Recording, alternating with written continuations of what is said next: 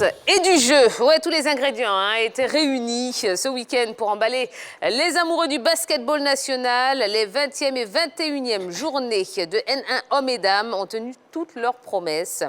Occasion pour les gros bras tels que l'ABC de calmer les ardeurs de certains concurrents. Alors, déjà, comment vous avez trouvé l'ambiance au Palais des Sports ce week-end? Yellow, puisque vous y étiez. Ah bon? Alors, voilà. l'ambiance était électrique, c'était une affiche de feu, une affiche de finale, ma foi, parce que ces deux grandes équipes, la JCA et l'ABC, depuis quelques journées, promettaient quand même de très bonnes choses pour cette rencontre-là. Là, on avait la crème des crèmes par rapport aux différents basketteurs, par rapport au spectacle. Il y avait de l'ambiance, il y avait du spectacle et il y avait du bon basket. Voilà. OK. Oui. Oui, comment vous avez trouvé l'ambiance? On a été vraiment émerveillés par la qualité déjà du basket qui a été proposé, mais surtout par l'ambiance qu'il y avait dans ce parquet. Les équipes avaient j'ai envie de dire, leurs différents supporters. Il y avait du show, il y avait de l'ambiance. C'était, comme elle a dit, électrique, magistral. Et on a vraiment aimé, on s'est dit, le basket est en train de retrouver ses lettres de noblesse en Côte d'Ivoire parce que son public commence à revenir au regard quand même de la qualité du jeu que produisent les différentes équipes. Et franchement, moi j'ai été bluffé. J'ai été bluffé de voir vraiment cette ambiance-là. Déjà, dans un match de saison régulière, parce qu'on a assisté à une ambiance électrique lors de la finale entre l'ABC et la SOA la saison dernière. Mais là, on assiste à une rencontre de saison régulière entre deux équipes très valeureuses et on voit déjà une telle ambiance, on se dit que ça promet pour les playoffs. Alors, l'ABC a remporté 2 victoires de rang quand même face à l'IVSTP et face à la JCA.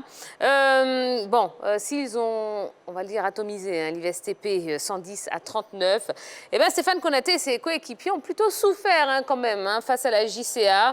72-71, donc ça s'est joué vraiment dans un mouchoir de poche. Qu'est-ce qui a fait la différence dans ce choc, Balo? Selon moi, c'est l'intelligence du coach de l'ABC qui a su faire entrer à un moment décisif du match Stéphane Konaté diminué parce que de l'autre côté, à la JCA, on avait un joueur comme Keaton Jones qui emmenait bien ce collectif-là. Il faut dire que durant tout ce match, la JCA a dominé, notamment grâce à Keaton Jones. Mais derrière, il a su faire entrer un Stéphane Konaté diminué, qui a su faire la décision, puisqu'il a inscrit 2 points. Il a su faire la différence, merci, puisqu'il a inscrit 2 points et derrière provoquer une faute. Je pense que là, ça a été le tournant de ce match-là. Donc, à mon avis, c'est ce coaching gagnant-là et l'expérience de Stéphane Konaté qui permet à l'ABC de s'imposer au finish. Vous êtes d'accord je crois que les deux équipes se valaient jusqu'au bout. On a assisté à un très bon match. Pour moi, ce qui a fait la différence, c'est la finesse, les remplacements judicieux des différents coachs, mais aussi le faux pas de Mohamed Karaboué parce qu'il a raté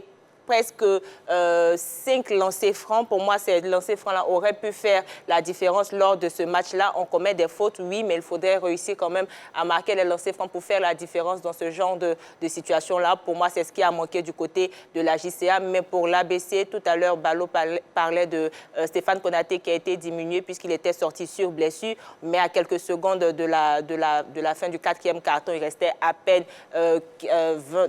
30 secondes, ils ont fait rentrer Stéphane Konaté qui a marqué les 2 paniers et les 2 points et qui a occasionné la faute. Voilà. Alors déjà, on s'attendait à un tel match, au vu de tout ce qui avait entouré un peu ces affiches. Notamment, il y a eu cette affiche et puis il y a eu une autre affiche. On s'attendait à celui-là. Déjà, l'équipe de la JCA s'est bien combattue la saison passée. Et surtout, avec les arrivées pendant l'intersaison, forcément, ça a permis à ces équipes-là de mieux se renforcer. Et surtout, d'aller titiller. Parce que l'occasion, c'est de titiller les plus grands pour voir à quel niveau ils sont depuis le début de la saison. Donc, il fallait s'attendre à ce match électrique entre ces deux équipes. Maintenant, au niveau de la fin du match, puisque nous, en ce moment, on était ici, on a suivi, grâce à Yellow quand même, qui nous faisait les retours sur la fin de match, parce que c'était très serré. À un moment, on était à égalité. Il a fallu les dernières secondes pour que la décision se fasse au niveau pour cette équipe de l'ABC. Donc moi, j'ai compris tout de suite que c'était plus l'expérience de l'ABC qui a joué. Maintenant, l'autre élément qu'il a évoqué aussi, c'est important au niveau des lancers francs, parce que quand vous les avez, il faut quand même réussir à les concrétiser. Mais si à chaque lancer franc, vous manquez, derrière, l'adversaire a la possibilité d'aller inscrire, parce que quand vous manquez un panier que l'adversaire réussit à inscrire en contre-attaque, derrière, ça vous laisse toujours à 1 ou 2, 3 possessions à chaque fois que vous manquez les paniers. Donc, je pense que c'est l'expérience qui a fait la différence. Mais déjà, on sait plus ou moins où se situent les différentes équipes par rapport aux playoffs qui arrivent. Alors, malgré la défaite des Warriors, on a quand même vu un très bon Tapé. Tapé qui est nouvellement sélectionné chez les éléphants basketteurs. Est-ce qu'il vous a bluffé pendant ce match, Boris? Alors, s'il nous a bluffé, je pense qu'il s'est très bien comporté dans cette rencontre.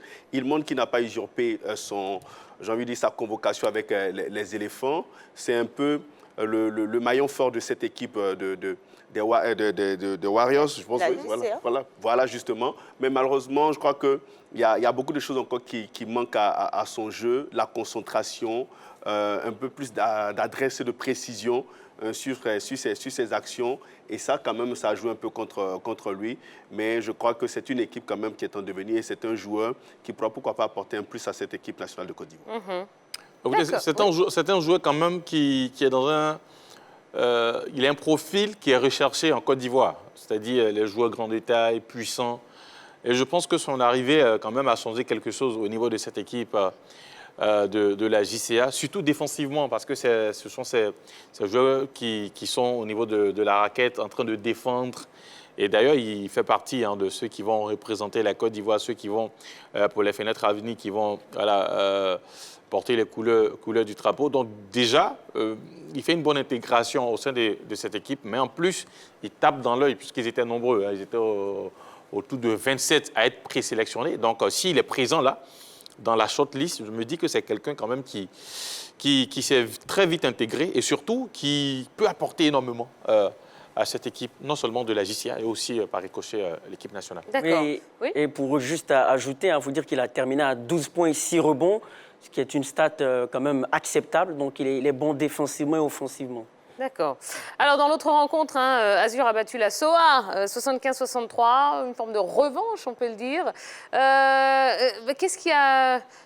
comment on peut expliquer ça du côté de l'Azur, qui carbure quand même au super depuis quand même 5 rencontres? L'Azur a toujours eu ce parcours-là lors de la saison régulière, sauf qu'au moment des playoffs, l'Azur flanche un peu. Mais pour cette rencontre-là, l'Azur a véritablement dominé cette rencontre, comme je le disais tantôt, technique, vitesse. Ensuite, ils ont été aussi très rigoureux sur le terrain parce que face à la SOA, où il y a quand même eu des recrues, l'Azur n'a pas changé son effectif. Il n'y a seulement une seule recrue du côté de l'Azur, ce qui est contraire à ce qui est à la SOA. Mais on a senti de la vigueur, on a senti de l'intensité dans le jeu face à la SOA parce que la SOA exige de l'intensité lors de ces différentes rencontres-là, mais l'Azur a pu répondre à l'exigence de la SOA et les a battus, surtout dans les lancers francs et dans les 3 points. On a eu quand même la chance de discuter un peu avec l'entraîneur de cette équipe d'Azur, Pierre-Élie Emery, qui nous disait que c'est la solidarité, l'entraide et l'esprit de famille qui règne au sein de ce collectif qui permet à cette formation de pouvoir obtenir ces différents résultats-là. Et puis quand même, il a travaillé sur certains aspects du jeu de cette équipe pour permettre à cette formation de franchir un cap et d'atteindre certaines dimensions. Il a parlé par exemple des sorties de balles, il a parlé de la bonne circulation du ballon et de la précision sur les finitions. Et donc je crois qu'il réussit là avec ces différents adjoints et certains joueurs qui sont quand même un peu des tauliers et ceux qui constituent le noyau fort de cette équipe, tels que on a par exemple Ake Samuel, le pivot de cette équipe, on a Kwebi Eliel, un ailier, et puis Célestin Josué, un ailier fort de cette formation-là. Ce sont eux quand même les différents piliers de cette équipe et qui permettent à cette formation d'être soudée et d'avoir les résultats qu'elle arrive à obtenir aujourd'hui. Et franchement, il faut féliciter cette formation parce qu'elle est en train de réussir quelque chose de bien. On constate qu'aujourd'hui, on n'a pas seulement que l'ABC et la SOA, on a d'autres équipes qui sont en train... La SUC a toujours existé quand même avec... Mais aujourd'hui, on sent de la maturité, de la complémentarité dans le jeu de cette formation. C'est qu'elle n'avait pas quand même la saison dernière. Un gros collectif, ce qu'Yvoris dit est véritablement vrai. Il n'y a pas d'individualité qui surnage l'ensemble du collectif. Donc c'est une somme d'individualités. Mais aussi, il y a des joueurs comme Yves Tapé qui a terminé à 26 points. Siri Diang également, qui sont pas mal dans cette équipe-là. D'accord. Bon, à une journée du terme de la saison régulière, eh bien, on connaît tous les qualifiés pour les playoffs. Est-ce que ces playoffs s'annoncent palpitants, Henri Jo? Bien sûr. Déjà, avec ces matchs, ces derniers matchs de la saison régulière, on constate que déjà, ça draine du monde, puisque nous ne sommes pas encore dans les playoffs. Ça draine du monde. Et imaginons que les playoffs arrivent et ces mêmes équipes se retrouvent, parce que ça sera un peu le même style que la NBA. Le premier va rencontrer le dernier qualifié pour les playoffs, ainsi de suite le deuxième pour l'avant-dernier. Donc, forcément, on aura ces rencontres-là à venir et on aura une ambiance folle au niveau du palais des sports. Cette fois-ci, ce n'est pas le palais de la culture, du palais des sports. Aussi, il faut quand même féliciter plus ou moins la nouvelle équipe de la Fédé qui travaille et qui permet quand même que le basket renaisse au niveau de notre pays, et c'est bon à prendre. D'accord. Un petit mot des dames. Yellow, oui, la défaite de l'ABC face à la SOA. Est-ce que cette défaite vous a déçu, vous a surprise? Oui, vu la physionomie de cette rencontre-là, la défaite de l'ABC m'a surprise parce que l'ABC dominait ce match-là, mais j'ai l'impression que plus on avance dans les différents cartons, il y a soit un manque de précision ou quelque sorte de distraction du côté de les dames de l'ABC qui, pour moi, n'ont pas tenu la dragée haute face aux dames de la SOA.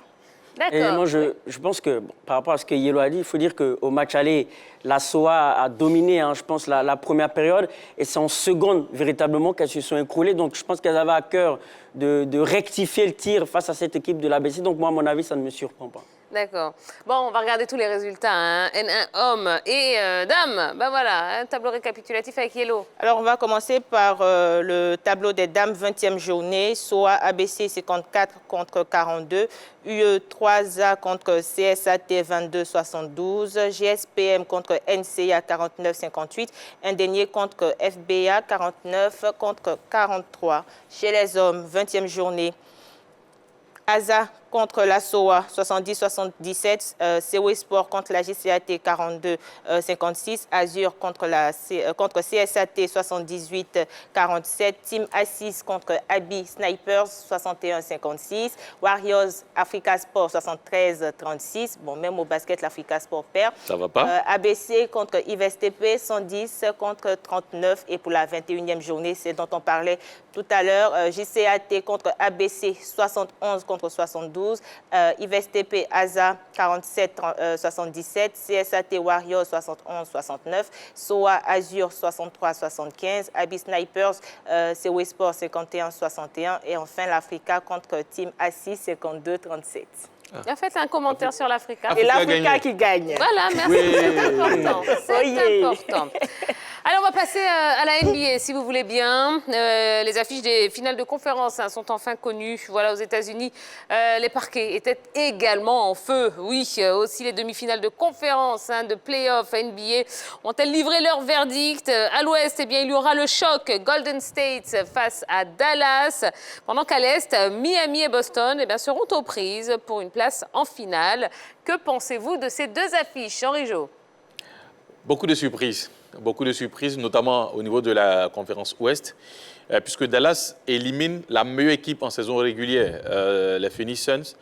D'ailleurs, Monty Williams, l'entraîneur, le head coach de Phoenix, a été nommé meilleur entraîneur de la saison. Donc, du coup, à l'affiche, au début, moi, j'avais pronostiqué ici, Ensuite, pour cette équipe de Phoenix, que je voyais balayer les Dallas Mavericks, déjà, les 2 premiers matchs avaient été remportés par Phoenix, mais derrière, il y a eu le réveil d'un homme, Lucas Doncic, qui a porté cette équipe de Dallas à partir du Game 3 jusqu'à ce Game 7 là, où son équipe a réussi à s'imposer. Donc, je ne voyais pas cette équipe de Dallas passer, mais finalement, donc, je parle de surprise. Ensuite, au niveau de la conférence Est, il y a eu la même chose. Hein. Vous avez le champion en titre Milwaukee qui a été sorti par cette équipe de Boston. Là encore, je prédisais l'équipe de Milwaukee, voilà, vainqueur. Voilà.